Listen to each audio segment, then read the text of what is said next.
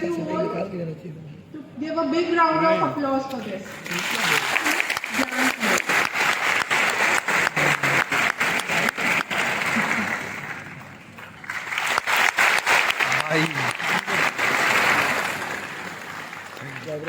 हाँ, ताली जी बजा रहे हो तुम लोग।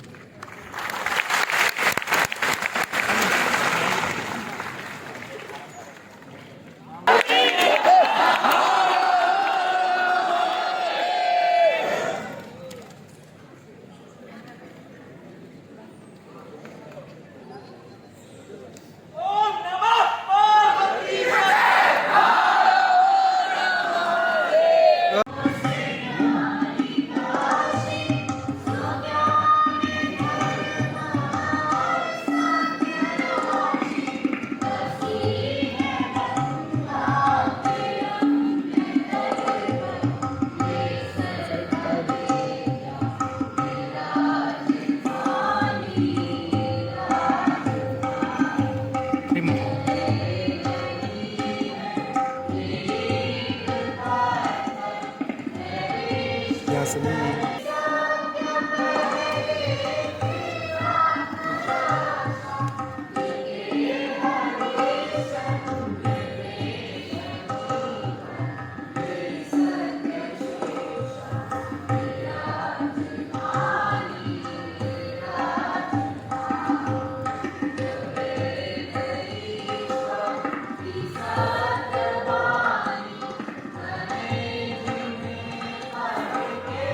Residential University of Asia.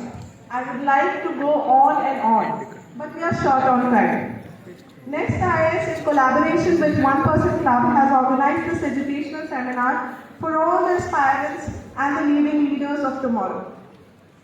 Next IIS is a distinguished name in the field of civil services exam preparation. Nested in the heart of Delhi, Next IIS stands as a beacon of guidance, excellence.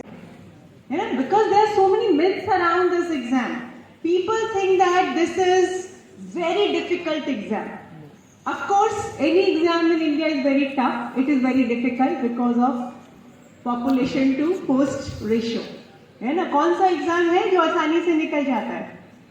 Railway में आप grade सबसे lower grade से लेके highest grade तक देख लो, एक बार vacancy निकलती कितने लोग जाते हैं, है ना? तो that is, see, I say that this exam, of course, it is difficult in the sense that yes, you have to do hard work, you have to be very dedicated, you have to be very honest in your preparation, and you have to be honest to yourself, not to anybody else.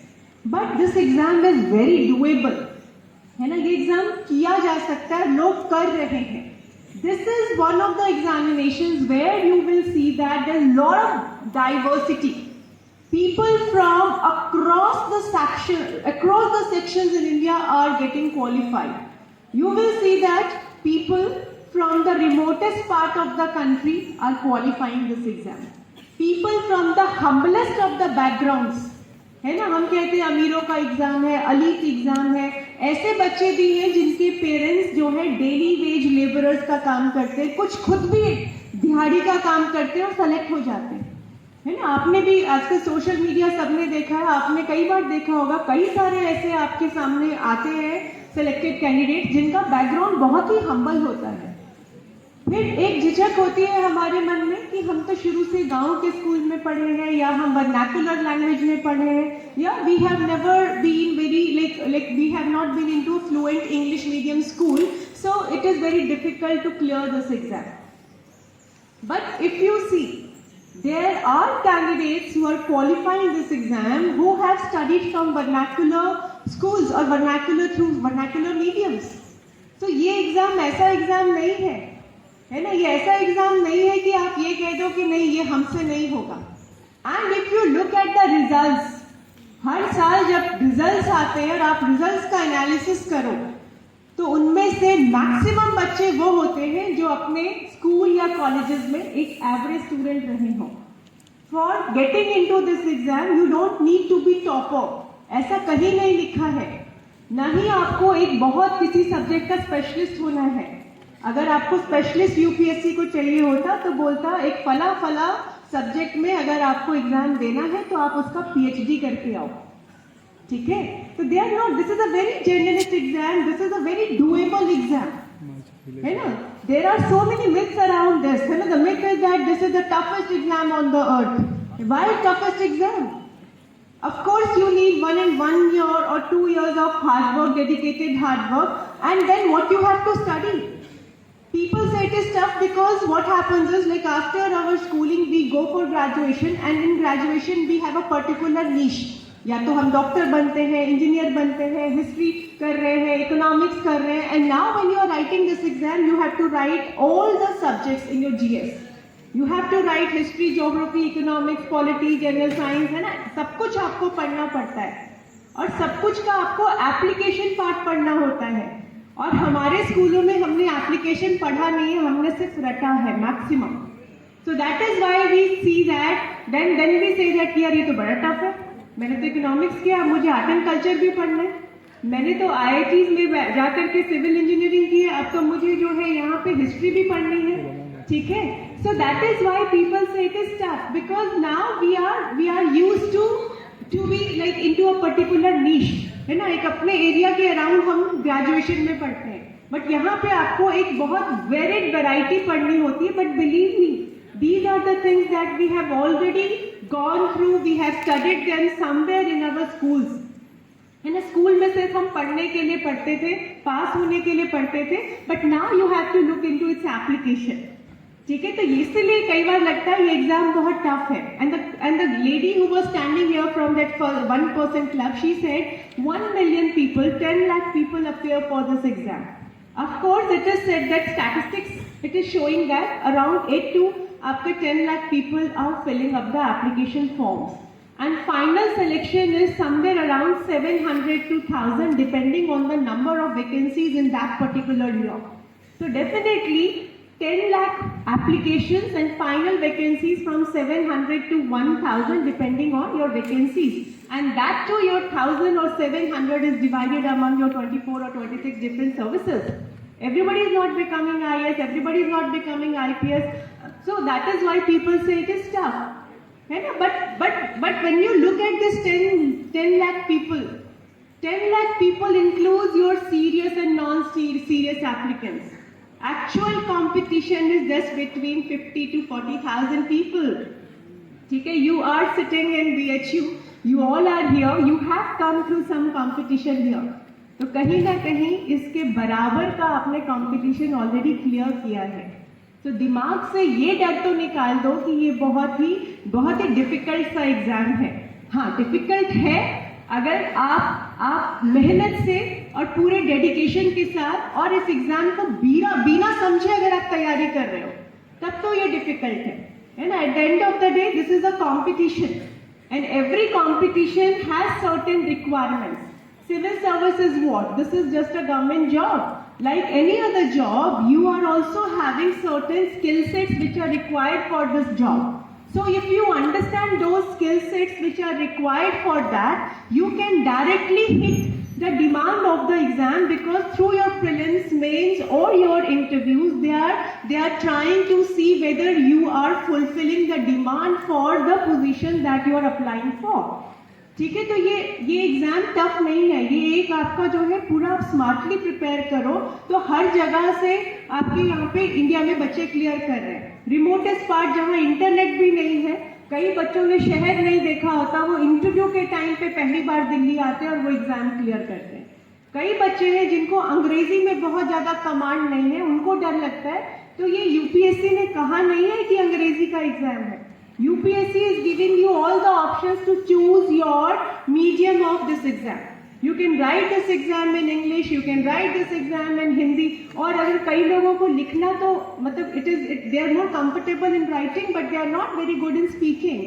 So at the time of your interview, which UPSC calls personality test, they are giving the option. आप अपनी भाषा में बोलो ना. आपको जो है मान लो आपको तमिल में देना, तमिल लिखो उसमें, वो इंटरप्रेटर बैठाएंगे. ठीक है, ये एग्जाम टफ नहीं है.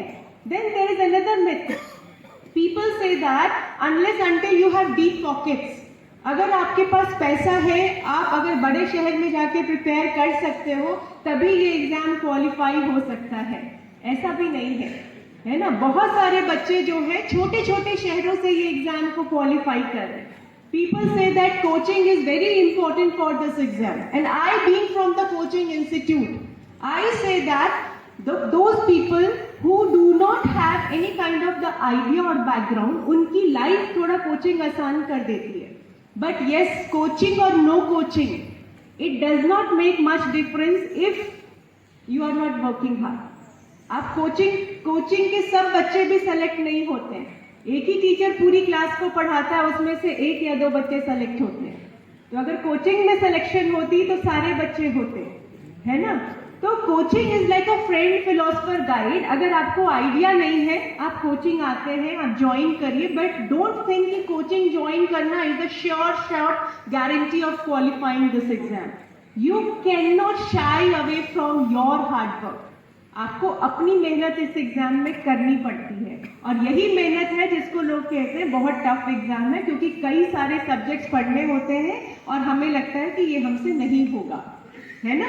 सो this exam is very very doable. Every year you will see that many candidates are qualifying this exam twice, thrice, है ना. एक बार लक काम कर सकता है, 2 बार कर सकता है, कईयों के लिए 5 बार लक ने काम किया, 5 बार लिस्ट में नाम है, 600 रैंक से लेके फर्स्ट 10 तक पहुंच जाते हैं, हर बार क्वालिफाई कर रहे हैं. तो ये कैसे हो रहा है? क्या ये लक है हर बार, या उनकी कोई साठगांठ है? UPSC is one of the fairest exams in the country.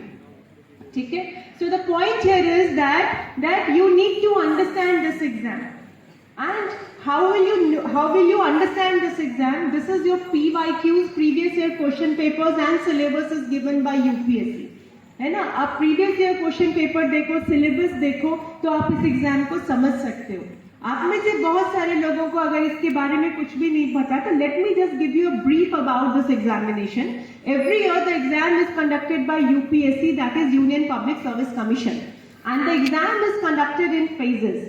3 आपके पड़ाव आते हैं इसमें. First is your prelims, second is your mains, and then you have your personality test. Prelims is basically आपका जो है यहाँ पे एलिमिनेशन राउंड होता है ना. Maximum people they are eliminated in the prelims, है ना. मेन आपकी fight is in mains. Prelims is your multiple choice questions आते हैं आपको. आपका एक CSAT होता है, सिविल सर्विस एप्टीट्यूड टेस्ट होता है, एक GS होता है. इसका पूरा सिलेबस आपको यूपीएससी के वेबसाइट पे मिल जाएगा. ठीक है. आप प्रीलिम्स क्वालिफाई करते हो तो this is the key to open the lock for your next stage, that is your mains. और एक बार प्रीलिम्स क्वालिफाई करते हो तो आप मेंस में जाते हो. मेंस इज अबाउट डिस्क्रिप्टिव, है ना. This is about your descriptive answer writing. यहाँ पे कोई भी MCQ नहीं चलने वाला है आपका. ठीक है. सो मेंस में you have to study GS, and GS includes your subjects like history, geography. आपका जो है it is divided into papers. Paper 1 is your history, geography, social issues, art and culture. ठीक है. Paper 2 is basically your polity, governance, international relations. Paper 3 is basically economics, disaster management, science and technology, internal security. ठीक है. ये सारा आपका ecology, environment, and paper 4 is about ethics. And then these 4 papers are compulsory for everyone. And then they are asking you to write 1 essay paper also. निबंध का भी एक paper होता है which is common to all the students. So you have to write 1 essay also. And essays are very interesting. If you see the topics of the essay, ये नहीं सोचना कि भैया I am from a engineering background, मैं कैसे लिखूंगा, या फिर मेरा जो है मेरा लिटरेचर बैकग्राउंड नहीं है तो ऐसे कैसे लिखेंगे. Everybody is writing this paper. This is very interesting paper. Basically, it's a test of your personality through your writings. And then you have to choose 1 optional. And optional is where UPSC is giving you full freedom to choose any of the subjects which is given in the list. It's not that आप engineering आपने की है, क्यों की है engineering? क्योंकि माँ बाप ने बोला इंजीनियरिंग करो, but you are not at all interested in engineering, and you are not comfortable in taking up engineering as an optional in your mains. UPSC is not stopping you. UPSC is saying history अच्छी लगती है, history में लिखो. Maithili literature अच्छा लग रहा है, उसमें लिख लो. आपको संस्कृत अच्छी लग रही है, आप संस्कृत में लिखो. So they just want that the best of you should come out. Rather than forcing or imposing something on you, they are giving you the opportunity to write in the subject where you are most comfortable, where you can give your best.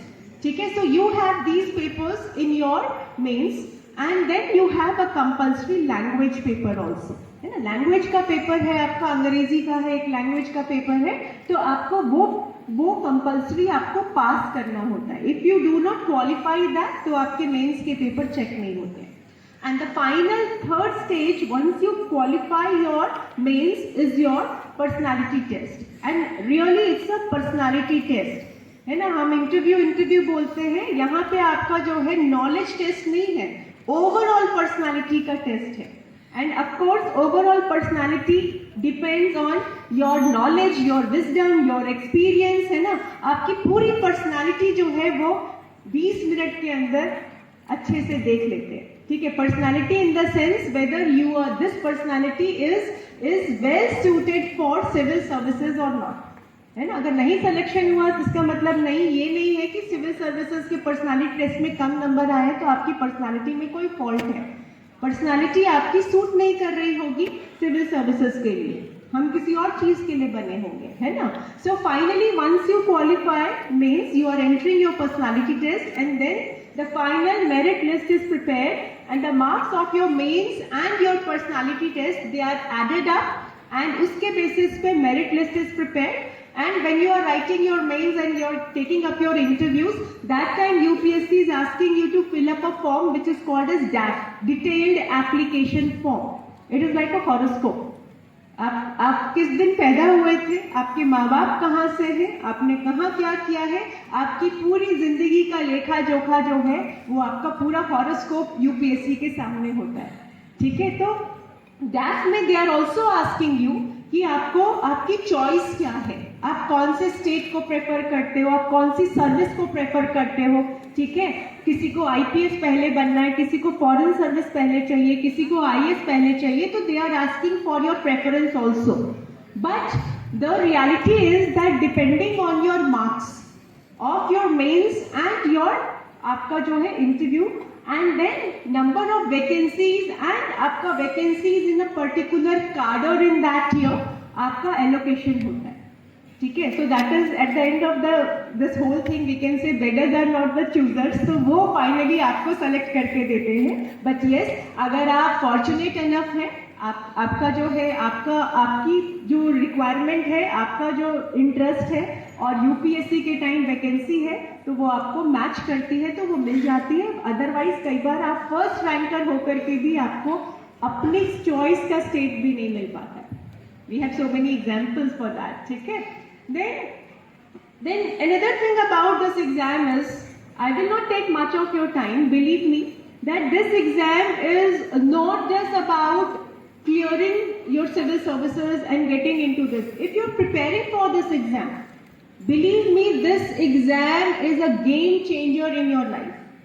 Preparation is something which is very beautiful. है ना, journey of UPSC is very beautiful. Of course, the destination is very lovely. It's very beautiful. Lavasana is very good, and achievement and you are going there is very beautiful. But believe me, this whole journey is also very beautiful.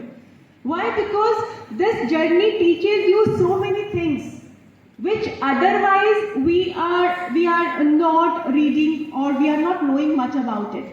Supposedly you are preparing for UPSC. You know what is happening in right now, what is happening between Hamas and Israel right now. है ना, अगर आप तैयारी कर रहे हैं तो आपको अखबार समझ में आती है. अगर आप तैयारी कर रहे हैं तो आपको ये समझ में आता है कि आरबीआई ने रेपो रेट कम किया या ज्यादा किया, इसका क्या मतलब है ना. अगर आप अखबार पढ़ रहे हैं तो आपको ये समझ में आ रहा है कि अभी जो है हमारे प्रधानमंत्री दुबई में क्या करने गए. ठीक है, एनवायरमेंट के बारे में क्या बात हो रही है, कौन सी फंडिंग की बात हो रही है. ठीक है, so the point is that you become a very well informed aware person. है ना, प्रिपरेशन मेक्स यू दैट. हम में से आप जिसको भी बात कर लो, आप जितने भी टॉपर्स हैं या हम भी इन प्रोसेस से गुजरे हुए हैं, हमको भी पहले नहीं पता था जब तक कि हमने इसकी तैयारी नहीं की थी, क्योंकि हम अपने कोकून में बैठे होते हैं. But once you prepare, you are knowing everything about, you are not something about everything in the world. And knowing something about everything is what is a generalist. है ना, that is a generalist and that is this UPSC is a generalist exam. है ना, you are required to know something about everything. So when you are preparing for this exam, and once you have honestly prepared, dedicatedly prepared for this exam, you will see that you are a transformed person. Completely transformed person, because you are a well-informed person. And in today's knowledge economy, in this today's globalized world, if you are not knowing what is happening around you, you are lagging behind. चाहे आप एक artist हो, चाहे आप एक doctor हो, चाहे आप एक इंजीनियर हो, चाहे आप एक बिजनेसमैन हो, you should be knowing what is happening around you, because everything is very interlinked.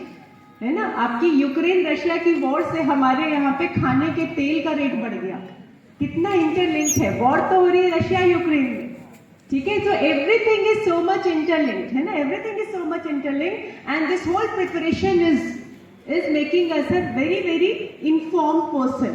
So I would suggest all of you that people go for personality development programs, है ना, आप जगह जगह पर्सनालिटी डेवलपमेंट प्रोग्राम के लिए ढूंढते हो, जाते हो, ये preparation itself is a personality development programme, है ना, आप एक बार प्रिपेयर करो, एग्जाम देना है या नहीं देना, दैट्स अ सेकेंडरी इशू, तैयारी करके देखो, you will be a transform person, you will be a completely different than the people who are not at all preparing for this exam.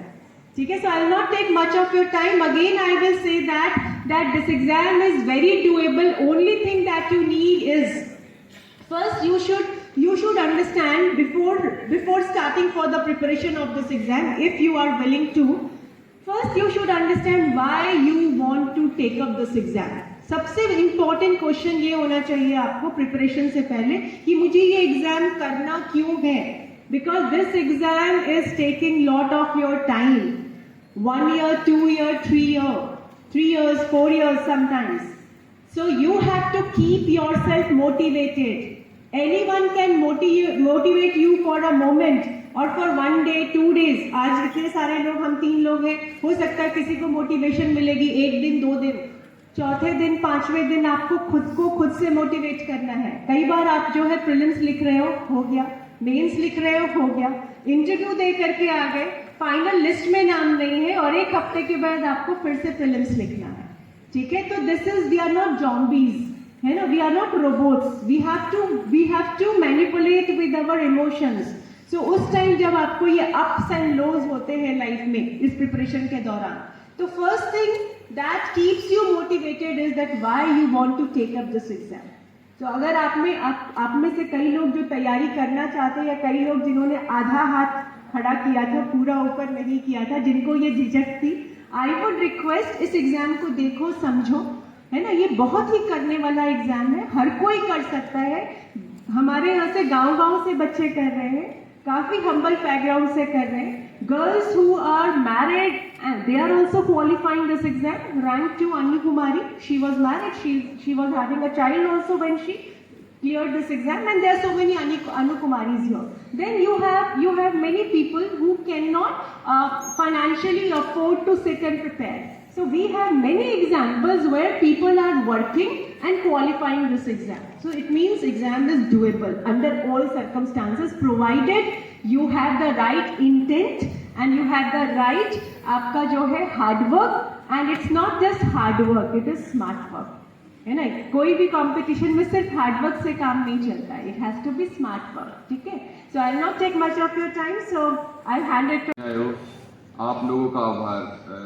यहाँ पे अंदर घुसते समय इतनी भीड़ देख के डर तो लगा मुझे थोड़ा सा, क्योंकि सारे BHU के छात्र हो आप लोग, तो आने का थोड़ा सा आपका संडे बर्बाद नहीं होने देता हूँ, नहीं तो दिक्कत हो सकती है.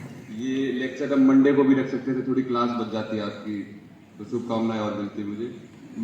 मैं जिस तरीके से बोलूँगा वो ऐसा रहेगा कि मैं अपनी प्रिपरेशन की जर्नी के बारे में आपको बताऊँगा, और उसके साथ साथ आप लोगों को कब प्रिपरेशन स्टार्ट करनी चाहिए, कैसे करनी चाहिए, स्ट्रेटेजी कैसे होनी चाहिए, टाइम मैनेजमेंट कैसा होना चाहिए, उस पर भी अगर मैं थोड़ी सी लाइट डाल सकूँ तो कोशिश करूँगा कि आपके संडे को वर्थ इट बनाए. बाकी मेरे जब भी मैं बोलूँगा तो ओपन सेशन रहेगा, किसी को भी लगता है कि मैं कोई मूर्खतापूर्वक बात कर रहा हूँ तो तुरंत काटना उसको, हाथ ऊपर खड़ा करके, ये मूर्खतापूर्वक था. और हाथ उठा के क्वेश्चन भी पूछ लेना, किसी को कोई भी क्वेश्चन पूछना हो तो ये आप लोगों का ही सेशन है, तो मैं स्टार्ट करता हूँ, जैसे कि स्कूल में मैं बहुत ही आइडियल छात्र नहीं था, मतलब काफ़ी ज़्यादा अच्छे नंबर वगैरह भी नहीं आते थे, और पीटीएम में मेरे पेरेंट्स को टीचर कहते थे कि लड़का ठीक है लेकिन ध्यान नहीं देता पढ़े, ठीक है चलो। लेकिन फिर 2016 में मतलब कुछ ऐसा हुआ मेरे घर में, जैसे मेरे पिताजी को एक माइनर ब्रेन स्ट्रोक आया, तो पहले मैं खेलने कूदने में सोचता था फुटबॉलर बन जाऊंगा, बहुत बड़ा राइटर बन जाऊंगा, लेकिन फिर मुझे लगा कि सरकारी नौकरी करनी पड़ेगी थोड़ी, तो मैंने तैयारी शुरू करी। मैंने जब तैयारी शुरू करी तो मैंने केवल एक ही ऑब्जेक्टिव से तैयारी शुरू करी कि अब मुझे किसी जॉब में जाना है, किसी एम्प्लॉयमेंट में जाना है, और जो भी कंडीशन थोड़ी बहुत मैं इंप्रूव कर सकता हूँ अपने घर की, उसको करने का प्रयास करना है। तो मैंने पहले यूपीएससी का पेपर उठा के देखा, जैसा कि मैम कह रही है कि काफ़ी लोग डरते हैं यूपीएससी से। पेपर उठा के देखा तो मैंने बोला किसी और एग्जाम की तैयारी करता हूँ पहले। तो मैंने क्या करा, सीजीएल की तैयारी करी। एक एसएससी सीजीएल का पेपर करवाती है, सीपीओ का पेपर करवाती है, उसके थ्रू आप दिल्ली पुलिस में एसआई या इनकम टैक्स इंस्पेक्टर वगैरह बनते हो। उसका पेपर भी देने गया मैं। सीपीओ में मैं दिल्ली पुलिस में एसआई बन सकता था, लेकिन मेरे पास ड्राइविंग लाइसेंस नहीं था, जिस वजह से मैं नहीं बन पाया। मैं आपको इसलिए बता रहा हूँ कि मैंने और पेपर दिए कि आप लोग भी यूपीएससी की प्रिपरेशन स्टार्ट करने जा रहे हो, सोच रहे हो मैं करने जाऊं, लेकिन कभी भी ऐसा मत सोचेगा कि यही एक रास्ता ही रह गया अब जीवन में, कि मैंने अगर यूपीएससी की प्रिपरेशन करने की ठान ली, मैं जो कितना इंपॉर्टेंट हूँ तो वो करके ही छोड़ूंगा। नहीं, और भी चीजें हैं करने के लिए, आप उन पर भी ध्यान देते रहिएगा, बीच बीच में और पेपर भी देने की ट्राई करिएगा, अपने आप को टेस्ट करते रहिएगा। तो मैंने बहुत सारे एग्जाम दिए पहले स्टार्टिंग में। सीएपीएफ के असिस्टेंट कमांडेंट का एग्जाम दिया, एसएसबी जाके दिए। यूपीएससी देने से पहले मैंने ये सब चीजें देने की कोशिश करी कि कहीं मुझे कुछ मिले। उस समय मेरे जीजा ने बोला कि तुम इतने एग्जाम दे रहे हो, तुम्हारे अंदर ये कैपेबिलिटी है, तुम यूपीएससी भी कर सकते हो। फिर मैंने सोचा कि हाँ, यूपीएससी का प्रीलिम्स दिया मैंने 19 में, फिर मुझे लगा मैं कर सकता हूँ। तो जो भी प्रिपरेशन स्टार्ट करने जा रहा है, सबसे पहला फैसला आपको अपने दिमाग में कोई लेना है तो यही लेना है कि मैं कर सकता हूँ। ये अपने आप में एक बहुत बड़ी लीप ऑफ फेथ है। जब तक आप ऐसा सोचोगे कि यूपीएससी बहुत बड़ा एग्जाम है, 10 लाख लोग देते हैं, आईआईएम के लोग दे रहे हैं, वहां के लोग दे रहे हैं, यहाँ के लोग दे रहे हैं, जब तक आप फंडामेंटली अपने ऊपर भरोसा नहीं करोगे कि इस पे एग्जाम को देने जा रहा हूँ और इसको क्लियर कर सकता हूँ, तब तक आपकी प्रिपरेशन स्टार्ट नहीं होगी। और लेकिन एट द सेम टाइम आप लोग और एग्जाम भी देते रहिएगा, क्योंकि मिडिल क्लास फैमिली से जो लोग आते हैं उन लोगों को पता चलता है कि बहुत लंबे टाइम तक आपके एग्जाम नहीं निकलेंगे, तो आपके अंदर एक फ्रस्ट्रेशन आती है, एक प्रेशर आता है आपके ऊपर कि आप क्या कर रहे हैं, आप घर से बाहर इतने टाइम से आप क्या कर रहे हैं। लेकिन अगर आप कोई भी जॉब सिक्योर करते हैं तो ये प्रेशर थोड़ा सा रिलीव होता है। तो मैंने काफ़ी एग्जाम दिए, सीपीएफ का एग्जाम दिया, उसमें क्या हुआ कि मैं मेडिकल में चले गया उसके, तो उसमें 81 सेंटीमीटर चेस्ट चाहिए होती है असिस्टेंट कमांडेंट बनने के लिए, जो मैंने पहला एग्जाम दिया था। तो वो मेरी चेस्ट मेजरमेंट करने आए, तो जो कांस्टेबल मेजर कर रहा था उसने बोला 80 सेंटीमीटर भी 81 भी हो सकती है सर, क्या करना है। फिर इतने में एक सीआरपीएफ का बंदा आया, उसने बोला मैं नापूंगा। उसने नापते ही बोला कि 80 सेंटीमीटर है, नहीं हो पाएगा। फिर एक आईटीबीपी के कमांडेंट थे, तो उन्होंने बोला बेटा आपके मतलब अच्छे नंबर है, आप जाके पुशअप्स मार लो, क्या पता आपकी चेस्ट इंक्रीज हो जाए, फिर आपका सिलेक्शन हो जाए। तो मैंने मेहनत से पुशअप्स मारी। फिर वो सीआरपीएफ का बंदा दोबारा आया, बोला मैं ही नापूंगा। और फिर उसने बोला कि दूसरे राउंड में उसने बोला कि आपकी चेस्ट 78 सेंटीमीटर है। मैंने कहा ठीक है, फिर चलता हूँ यहाँ से, अब यूपीएससी की तैयारी करता हूँ। फिर यूपीएससी का पेपर देना शुरू किया मैंने। तो मेरी गलतियाँ क्या रही उससे आप सीखिएगा। मैंने जब पहली बार यूपीएससी का पेपर दिया तो मैं बहुत ही डिसऑर्गेनाइज था कि दुनिया में सारी किताबों को पढ़ के मैं ज्ञान लेके जब बहुत ज्ञानी हो जाऊँगा तो मैं आईएएस बनने के लायक हो जाऊँगा। और ज्ञान तो मेरे में इतना है कि बस प्रीलिम्स क्लियर करना है मेरे को, मेंस में तो आंसर लिखना है, मैं इतना शानदार लिखता हूँ कौन रोकेगा मुझे। तो मैंने कहा कि केवल प्रीलिम्स की तैयारी करता हूँ, पूरी मेहनत से प्रीलिम्स की तैयारी कर रहा हूँ, एकदम जान झोंक दी। 100 मॉक टेस्ट दे दिए, प्रीलिम्स में 126 नंबर आए, मतलब कट ऑफ से 30 ज्यादा। लेकिन मेंस के लिए टेस्ट सीरीज देने गया मैं तो 250 में से 49 नंबर आए। तो बस में रोता रोता घर आया, तो मैंने कहा मेरे बस की तो नहीं लग रहा है। तो पापा ने बोली रहने तो मत दो। यहाँ पे एक चीजें देखने की सपोर्टिव पेरेंट्स हैं, अपने पेरेंट्स से प्रिपरेशन के टाइम में हमेशा ओपन रहिएगा। कम नंबर आ रहे हैं, ये परेशानी हो रही है, थोड़ा सा लग रहा है कि मेरे से नहीं हो पाएगा, मतलब उनसे क्लियर रहिएगा। मतलब पहले अटेम्प्ट में मेरी गलती ये थी कि मैंने केवल प्रीलिम्स पे फोकस किया, मैंने एग्जाम को समझा ही नहीं। तो आप में से जो लोग भी एग्जाम की तैयारी स्टार्ट करने जा रहे हैं, मेरी पहली एडवाइस आपको ये रहेगी कि एक हफ्ता सोचो एकदम आराम से, अपने माइंड को अप्लाई करो कि ये क्या पेपर है, इसमें कितने स्टेज है? एक प्रीलिम्स है, 9 मेंस के पेपर है, कौन कौन से हैं, GS1 क्या है, GS2 क्या है, ऑप्शनल पे कितने सब्जेक्ट है, मैं कौन सा ले सकता हूँ। तो मतलब पूरा माइंड अप्लाई करना अपना पहले ही कि मुझे एग्जाम को पहले समझना है, फिर इसकी तैयारी शुरू करनी है। अब आपने एग्जाम को समझ लिया, जैसा मुझे लगा कि मैंने दूसरे टर्म में समझ लिया कि अब तो मैंने मेंस का सिलेबस देख लिया, अब तो फिनिश कर दूंगा। फिर एग्जाम देने गया, प्रीलिम्स फिर से निकला, मेंस देने गया, इंटरव्यू के लिए मेरी कॉल आई। तो घर वालों मतलब मैं इतना कॉन्फिडेंट रहता, घर वालों को लगा लौंडा तो IAS ही बन गया, क्या ही बताऊं, मतलब इंटरव्यू हो जाए, इसका रिजल्ट आ जाए, फिर एकदम माला लेके तैयार रहेंगे कि हाँ चलो IAS तो बन गया। रिजल्ट आया तो 0 of 0 रिजल्ट फाउंड आता है जब आपका नाम नहीं होता उसमें। तो सारे लोग एक साथ बैठ के देख रहे थे, तो मैंने देखा, तो मैं बोला अच्छा, मैं कहा चलता हूँ थोड़ी दूर। तो हमारे उधर एक पार्क है स्मृतिवन में, वहां पे गया और एक बेंच पे बैठ के बढ़िया रोया बहुत देर। ये भी मेरी एक एडवाइस रहेगी आप लोगों को कि जो तैयारी कर रहे हो, अपने एंग्जाइटी और अपने स्ट्रेस को अपने अंदर घोट के मत पीते रहना। मतलब रोने का मन करे तो बढ़िया रोना है, मतलब मजे से बढ़िया रो। ये मत समझो कि मैं बहुत ही ज्यादा बहादुर हूँ, रोने का काम तो मेरा है ही नहीं। अच्छा रोगे तो अच्छा पेपर होगा उसके बाद, मतलब काफी क्लैरिटी मिलती है रोने के बाद कि चलो जिंदगी में इससे ऊपर उठ गया। तो मेरी एडवाइस आपको ये रहेगी कि आप जब प्रिपरेशन स्टार्ट करने जा रहे हो, तो पहले तो आपको एक डिसीजन लेना है कि हाँ मैं कर सकता हूँ। दूसरा, आपको अपना माइंड अप्लाई करना है कि ये पेपर है क्या। और फिर तीसरा पॉइंट होता है स्टार्ट करने का कि यूपीएससी में लोग भटकते इसलिए हैं कि लोगों को लगता है कि इकोनॉमिक्स है, इसकी 3-4 किताब पढ़ लूंगा, या हिस्ट्री की 10 पढ़ लूंगा, ये राइटर ने इसके अच्छे ये पढ़ लूंगा, करंट अफेयर्स का ये मटेरियल बढ़िया है, इसको पढ़ लूंगा। जब आप अपने माइंड को इतनी सारी टास्क दोगे तो वो एक भी चीज अच्छे से नहीं कर पाएगा। तो जब आप प्रिपरेशन स्टार्ट करने जा रहे हो, तो सबसे पहला काम ये करना है कि आपको रिसोर्स को डिफाइन करना है कि मुझे इतनी किताबें पढ़नी है। मुझे एनसीईआरटी पढ़नी है 6ठी से 12वीं, पॉलिटी के लिए मैं लक्ष्मीकांत से काम चला लूंगा, गवर्नेंस के लिए ये पढ़ लूंगा। एक पन्ने पे, एक रजिस्टर में आपको लिखना है कि मुझे इतना पढ़ना है। करंट अफेयर्स के लिए मुझे एक यही अखबार पढ़ना है और एक यही मैगजीन पढ़नी है, ये मंथली मैगजीन नेक्स्ट की हो, किसी की भी हो। लेकिन आपको लिमिट करना है अपने आप को कि मुझे इस पेपर के लिए सब कुछ नहीं पढ़ना, लेकिन इतना कुछ जो मैं लिख रहा हूँ इसका मास्टर बनना है। इसमें मुझे ऐसा बनना है कि कोई भी मुझसे आके पूछे कि यहाँ पार्लियामेंट कैसे फंक्शन करती है, तो मैं बताता हूँ, रुको इधर आओ। मतलब एकदम कॉन्फिडेंट होना उस सब्जेक्ट में आपको। तो आप प्रिपरेशन स्टार्ट करने जा रहे हैं, पहले बिलीव रखिए अपने अंदर, दूसरा माइंड अप्लाई करिए, तीसरा लिख दीजिए कि इतना पढ़ना है मुझे, और चौथा काम ये करिएगा, किसी की इंसानी मानसिकता क्या होती है कि अब मुझे यूपीएससी की तैयारी करनी है, मैं सेकेंड ईयर में हूं, तो बहुत टाइम पड़ा है। अब मैं कहूंगा आपसे कि आपको एक असाइनमेंट देना है 1 महीने में, तो 30वें दिन ही दोगे, क्योंकि पार्किंसंस लॉ कहता है कि इंसान को अगर टाइम दोगे तो वो काम को बढ़ाता ही रहेगा। तो आप लोगों को एक चीज और करनी है अपनी तैयारी स्टार्ट करते ही, कि आपको डेली प्लानिंग करनी है, अपने आप को प्रेशर पे रखना है। जैसे कि रात में सोने से पहले आप लोग लिख सकते हो कि कल मैं लक्ष्मीकांत का एक चैप्टर पढ़ूंगा, या 6ठी की एनसीईआरटी पढ़ूंगा, इसके नोट्स बनाऊंगा। इससे क्या होगा कि आपके ऊपर एक दबाव रहेगा कि मुझे इतना करना है, मैंने ऐसा सोचा था। फिर अगले दिन जब आप सोने जाते हो तो आपको लिखना पड़ेगा कि मैंने बोला था कि मैं ऐसा पढ़ूंगा, मैंने नहीं किया, तो क्यों नहीं किया।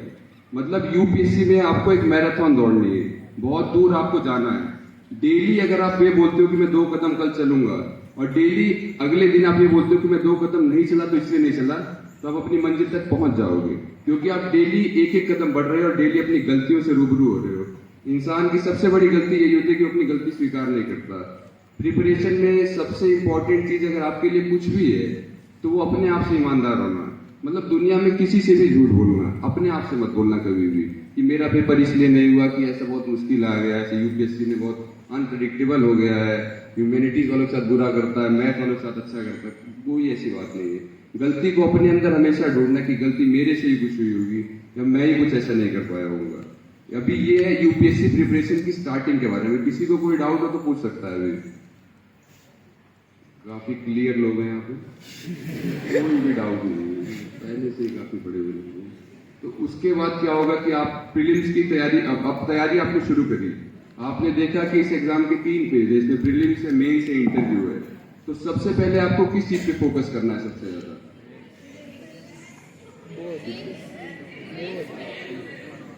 मेंस वाले कितने लोग हैं? एकदम गलत जवाब है।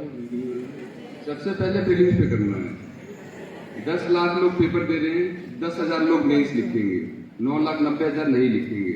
तुम मेंस की तैयारी कर लो, बहुत भयंकर, एकदम बादशाह बन जाओ उसके। पेपर ही नहीं दे पाओगे तो क्या करोगे? और तो मैं एसए की तैयारी करूंगा, दिन में 3 घंटा तो केवल एसए लिखूंगा, 150 नंबर आएंगे मेरे मेंस में। प्रीलिम्स ही नहीं क्लियर होगा तो एसए किसको दिखाओगे?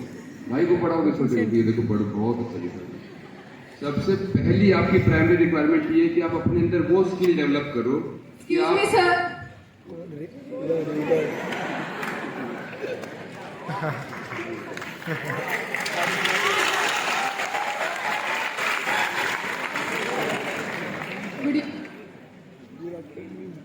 Good evening. प्रिपरेशन स्टार्ट करी थी तो ऑप्शनल सब्जेक्ट चूज करने का उसका स्ट्रैटेजी क्या था, या फिर आपने जब प्रिपरेशन स्टार्ट की थी तो आपने प्रीलिम्स से स्टार्ट, सिलेबस से स्टार्ट की थी या मेन से? क्योंकि सिलेबस काफ़ी सिमिलर, थोड़ा बहुत सिमिलर होता है दोनों का। तो आपके माइंडसेट में क्या था कि आपने प्रीलिम्स का पहले करना है या मेंस का पहले करना है, दोनों साथ में चलना है? ये अगले एपिसोड में आने वाला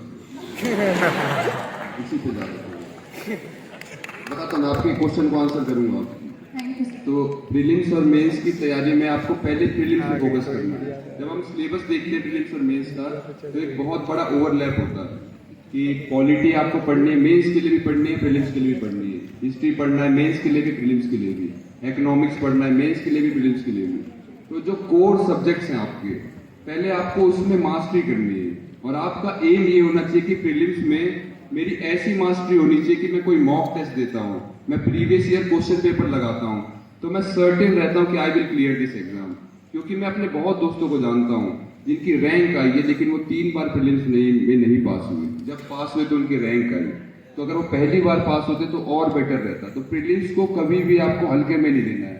आपकी प्रिपरेशन स्टार्टिंग में प्री ओरिएंटेड थोड़ी बहुत रहनी ही चाहिए। जो प्री का सिलेबस है वो कोर है। जब तक आपको पॉलिटी के बारे में नहीं पता तब तक आप गवर्नेंस क्या ही पढ़ोगे। जब तक आपके फंडामेंटल क्लियर नहीं है तब तक आप एडवांस सब्जेक्ट जैसे डिजास्टर मैनेजमेंट हो गया, गवर्नेंस हो गया, इंटरनल सिक्योरिटी, उसमें क्या ही करोगे आप। तो सबसे पहले आप जो प्रीलिम्स और मेंस का कॉमन सिलेबस है, पॉलिटी है, हिस्ट्री है, ज्योग्राफी है, उसमें अपनी कमांड बनाने की कोशिश करिए। उसका एक स्टैंडर्ड प्रोसीजर जो है कि आप एनसीईआरटी पढ़िए 6ठी से 12वीं तक की, उनपे अपने नोट्स बनाइए।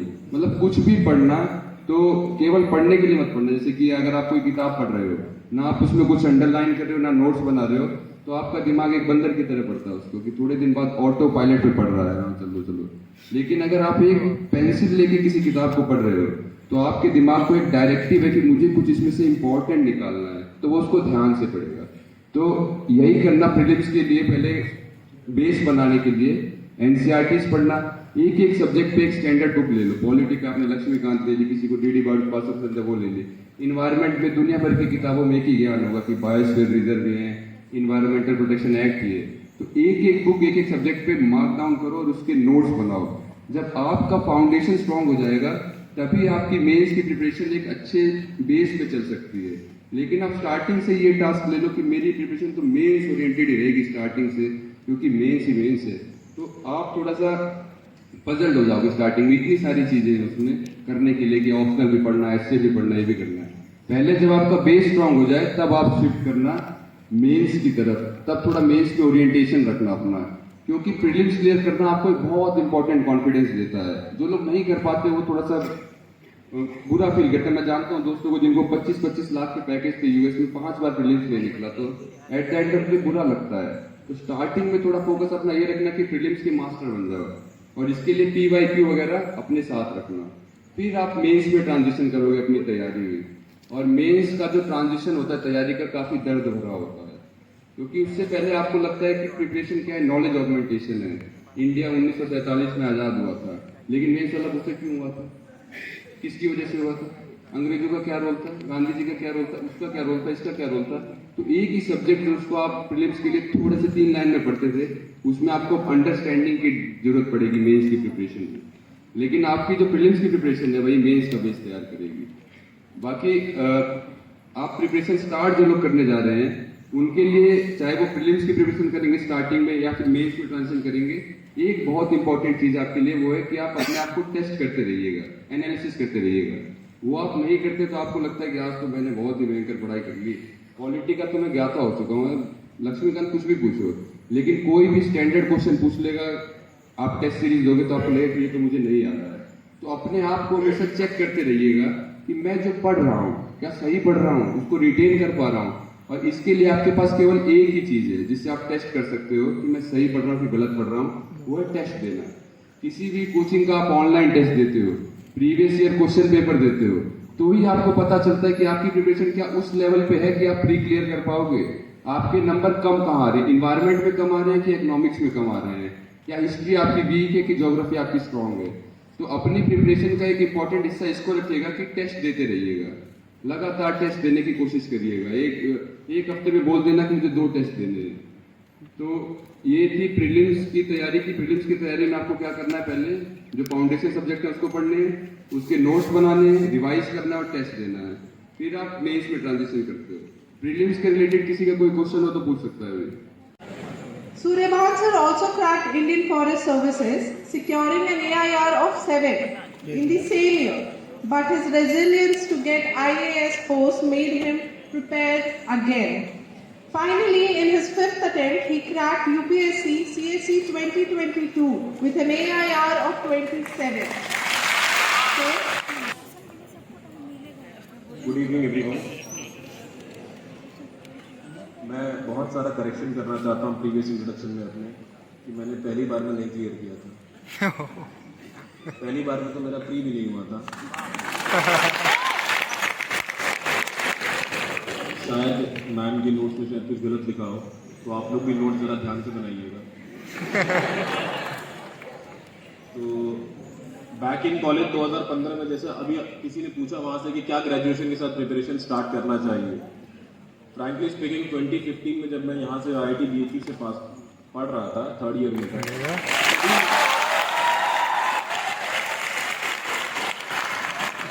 इतना तो मुझे आज तक गर्व नहीं हुआ IIT BHU का। अभी मुझे लगा कि पढ़ना चाहिए।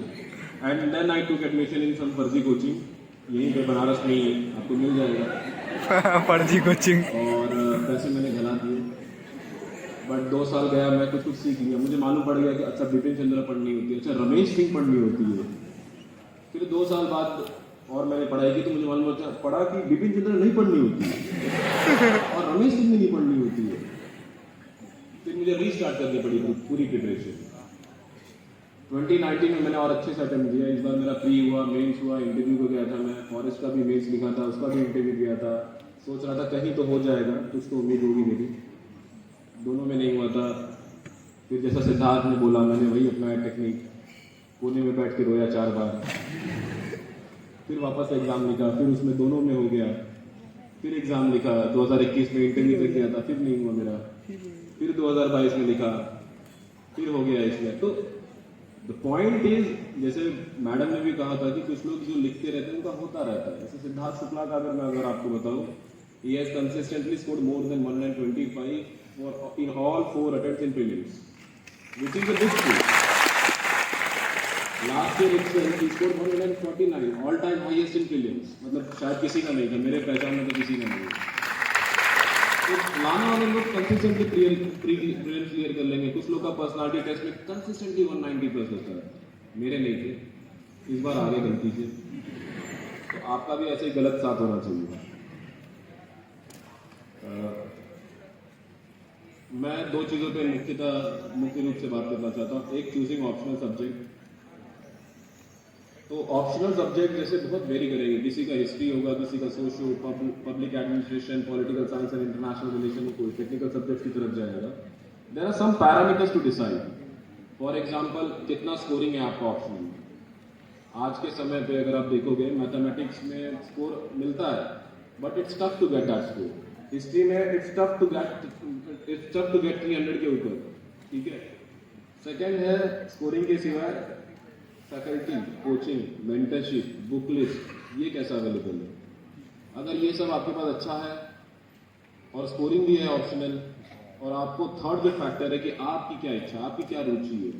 अगर आपको लगता है कि नहीं, मैं ये ऑप्शनल में कर सकता हूँ, या मैंने ग्रेजुएशन में फैमिलियरिटी मेरी अच्छी हो गई है, देन यू कैन चूज। तो मेक 3 ये पैरामीटर्स, और उसके हिसाब से आप अपना काम करना शुरू कीजिए कि मुझे क्या चूज करना चाहिए। इसमें अगर किसी को कोई डाउट होगा तो will discuss it at the end of the session. और second point I wanted to discuss was about answer writing skills. यहाँ पे बहुत सारे कैंडिडेट्स नए होंगे शायद, बट कुछ तो होंगे जो शायद कुछ तैयारी भी कर रहे होंगे. I do not wanted them to disappoint. तो अगर आप मेंस का सिलेबस पढ़ोगे, you will get that there are some keywords, certain keywords are being mentioned. कैसा आपका आंसर होना चाहिए? Basics and depth of understanding. What do you mean by basics and depth of understanding? You should know both horizontal and the vertical segment of the particular question that is being asked. वैसे ही एक parameter use किया गया है कि ability to analyse. कोई सवाल आया है तो कैसे आप उसको लिखोगे? एबिलिटी टू एनालाइज का मतलब क्या कीवर्ड दिया गया, सवाल का डायरेक्टिव क्या है. You have to dwell into that. You have to relate with that with the current and contemporary events, with the international events. Government of India क्या कर रहा है उसके लिए. फॉर एग्जाम्पल कोई बजट आया होगा या कोई स्कीम लाई गई होगी, कोई पॉलिसी लाई गई होगी, कोई फंड रिलीज किया होगा. इन दैट सेगमेंट एक है relevant, meaningful and succinct answer. This is mentioned in UPSC के सिलेबस में. मेंस के अगर आप डायरेक्टली पढ़ोगे, people don't read it, but I will suggest you to go through the brochure very clearly. आपको मालूम पड़ेगा कि what is being expected out of you in your answers. Relevant, meaningful and succinct answer. What does that mean? बहुत लोग राम कहानी लिख के आते हैं, महाभारत पूछा है तो नंबर नहीं मिलेंगे क्योंकि रेलेवेंट नहीं है. क्वेश्चंस की रेलेवेंस भी तो होनी चाहिए. मीनिंगफुल होना चाहिए, मीनिंगफुल भी नहीं है क्योंकि क्वेश्चंस के रेलेवेंस में नहीं है, क्वेश्चन के कंटेक्स्ट में नहीं है. ससिंक्ट का मतलब क्या है? There is a defined word limit, there is a defined space limit, there is a defined time limit for your paper. ये है ससिंक्टनेस. इसके आधार पर अगर आप आंसर को लिखोगे और हर जगह आपने अगर ढंग से ठीक ठाक एवरेज परफॉर्म किया है, you will get good marks. This is one of the fundamentals. अगर किसी को और इसके ऊपर जानना है तो मैंने एक वीडियो बनाया था, हाउ टू राइट आंसर इस टाइप से. You can browse and go through it in detail. एक होता है कि इंटेलेक्चुअल ट्रेट्स क्या है आपके अंदर. ये कीवर्ड है, ये मैंने कुछ नहीं बनाया था आपसे. अब एक सिविल सर्वेंट्स के अंदर क्या इंटेलेक्चुअल ट्रेट्स हो सकता है कि अगर वो कोई आंसर लिख रहा है तो कोई डेटा, कोई फैक्ट, कोई डेफिनेशन, कोई कमिटीज के नाम लिख रहा हो या फिर कोई पॉलिसी, लॉ, एक्ट, वो ऐसी कुछ चीजें डाल रहा है उसके अंदर जो एक उसके इंटेलेक्चुअल ट्रेट्स को रिफ्लेक्ट कर रहा हो कि हाँ इसने पहले से कुछ रिसर्च किया हुआ है, he is good at data, facts, figures, case studies, role models, commissions etcetera. वो उसको कोट कर रहा है आंसर में, तो दिख रहा है कि हाँ आदमी पढ़ा लिखा है. और उनको यही चाहिए, पढ़े लिखे लोग चाहिए. किसे लगता है कि पढ़े लिखे लोग नहीं चाहिए? कोई नहीं है. एग्जैक्टली. अपार्ट फ्रॉम दिस मैं ये कहना चाहता हूं, एक ही क्वालिटी पूरे सिविल सर्वेंट्स में रिक्वायर्ड है, सभी में. आप रैंडमली उठा के देख लीजिए, and that is common sense. Common sense. If you are working on the field, what is the rule? Rule पढ़िए, रूल कहता है ये तो ठीक है, this is common sense. If the rule doesn't says in that favour, that is you have to neglect that. It is as simple as that. And second that I will add is humility and humbleness. How grounded you stay after selection. You should know where you come from. Only then you will go where you wanted to go. ठीक है? Apart, this is all about I wanted to share.